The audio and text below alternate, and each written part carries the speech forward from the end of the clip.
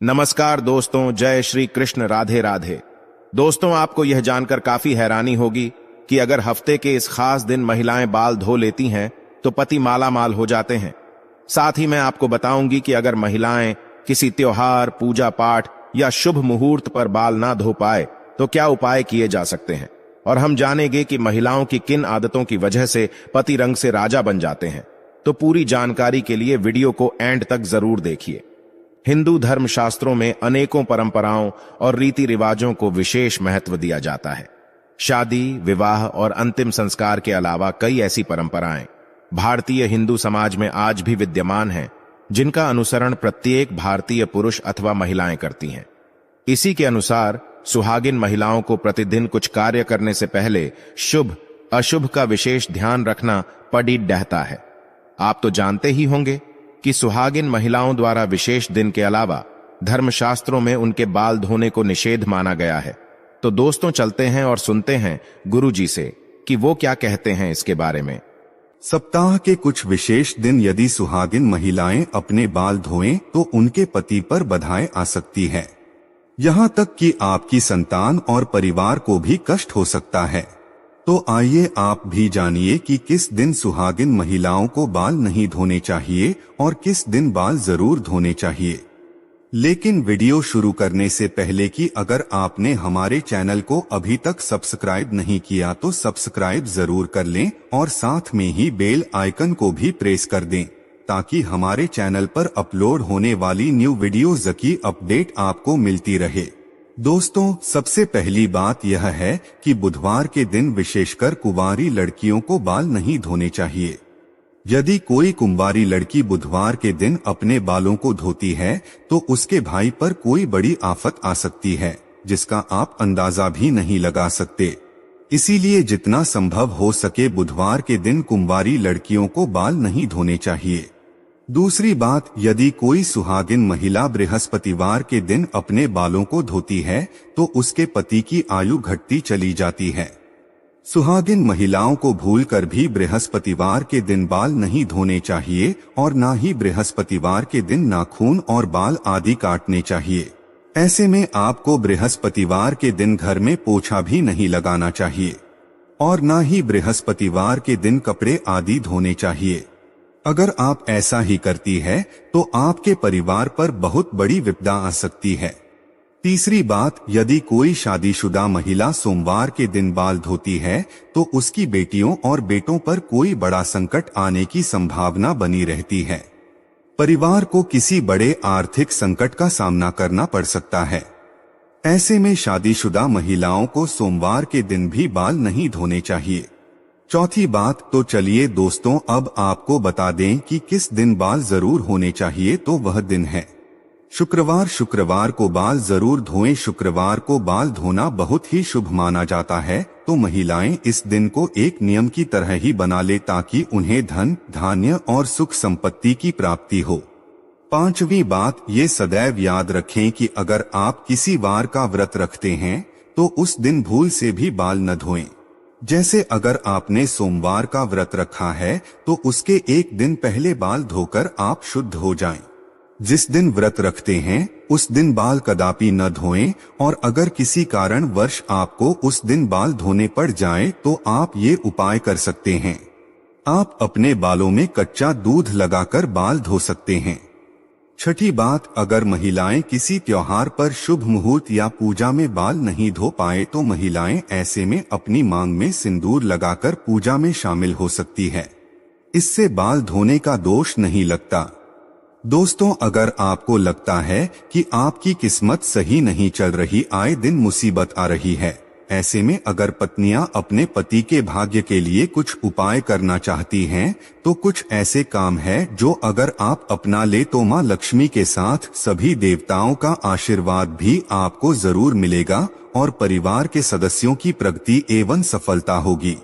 और परिवार के सदस्यों को प्रगति एवं सफलता मिलेगी, घर में सुख, शांति और समृद्धि आती है।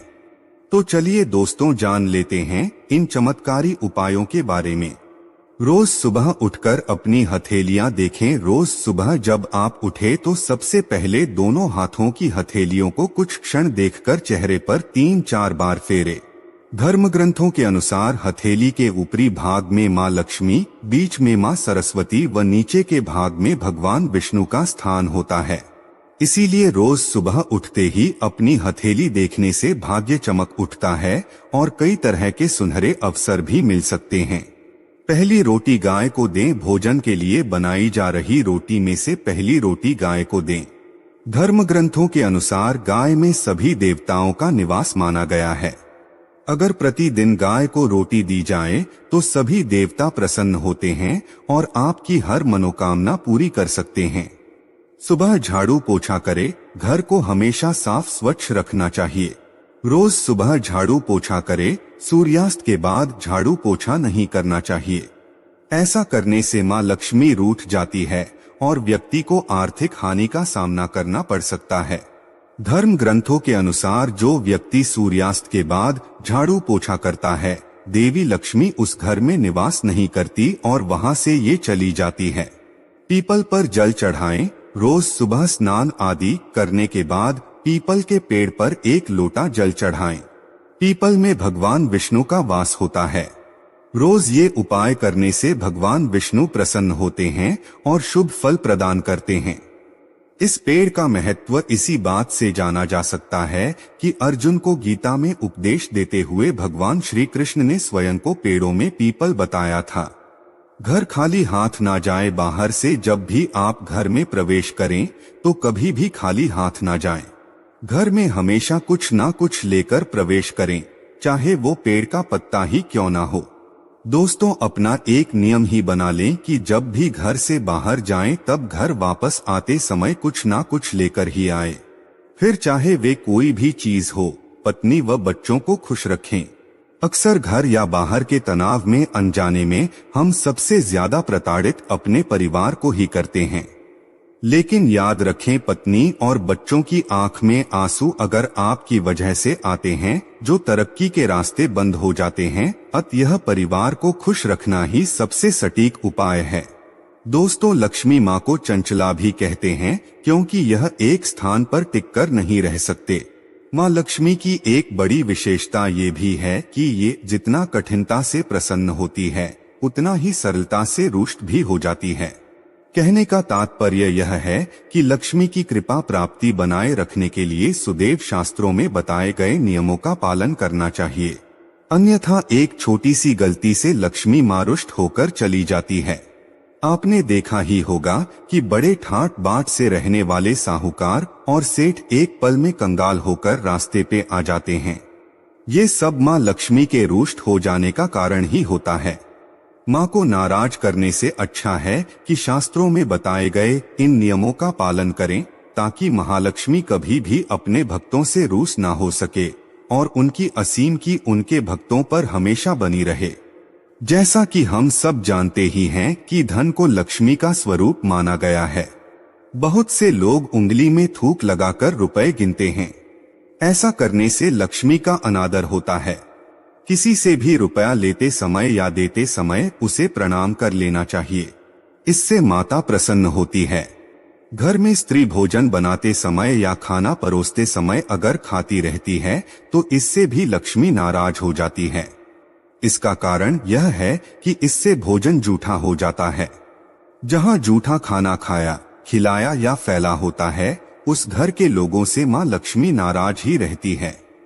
इसीलिए स्त्रियों को भोजन बनाते समय श्रद्धा भाव से खाना पकाना और खिलाना चाहिए। कहा जाता है कि जिस भावना से भोजन पकाया जाता है, वही भावना से भोजन करने वालों में विकसित होती है। माँ लक्ष्मी का कहना है कि जहाँ गृहलक्ष्मी की हंसी गूंजती है, उस घर में गृहलक्ष्मी के रूप में सदैव निवास करती है महालक्ष्मी। इसके विपरीत जिस घर में पत्नी का अनादर किया जाता है, महालक्ष्मी एक पल भी रुकना पसंद नहीं करती है। पत्नी का अनादर करने वाला परोक्ष रूप से लक्ष्मी का अपमान करता है। इसीलिए दोस्तों हो, अगर आप भी अपने घर की औरतों से रुष्ट होकर बात करते हैं तो ऐसा बिल्कुल ना करें, क्योंकि औरतों में ही देवी का रूप होता है, जिसे आज सारी दुनिया पूजती है। उम्मीद है दोस्तों आपको ये वीडियो अच्छी लगी होगी। अगर हाँ तो वीडियो को एक लाइक जरूर करना और वीडियो को तक देखने के लिए आपका बहुत बहुत धन्यवाद। और हाँ, इस वीडियो से कोई भी सवाल है तो आप कमेंट बॉक्स में जरूर लिखें। और आपके पास कोई भी सवाल नहीं तो यस लिखे, क्योंकि यस लिखने से वीडियो बनाने का मोटिवेशन मिलता है। धन्यवाद।